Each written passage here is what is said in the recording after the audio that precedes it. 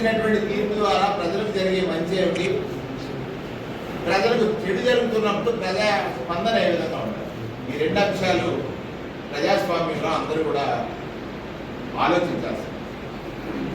ఈ సందర్భంలో కూటమి ప్రభుత్వం ఏర్పడి సుమారు 14 మాసాలు నిండి 15లో అడుగుపెట్టినటువంటి సందర్భం. ఇక్కడ ప్రధానంగా నా అనుభవం, వారి దృష్టి సారించడం లేదు, అది నిజం.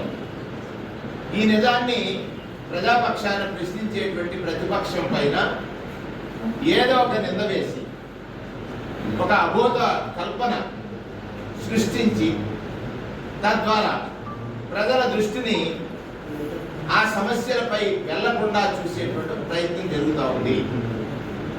దానిలో భాగమే ఈ రాష్ట్రంలో విదేశంలో ప్రజలు ఎవరైతే ప్రభుత్వాల యొక్క ఆసరాతో జీవనం గడపాలనుకుంటారు, ప్రభుత్వం ఆసరా అందిస్తేనే వారి జీవితాల్లో మార్పు ప్రారంభం అవుతుందని ఆశిస్తారు.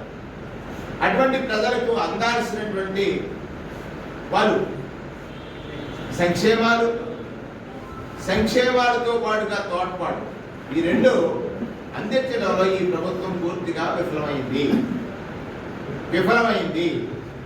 అంటే రాజ్యాంగ నిర్మాత బాబాసాహెబ్ అంబేద్కర్ తన చిత్తశుద్ధిని ఎప్పటికప్పుడు ప్రదర్శించాలి, తద్వారా మాత్రమే ఈ దేశంలో పేదరికం కానీ కుల నిర్మూలన కానీ జరుగుతుందని ఆశించారు.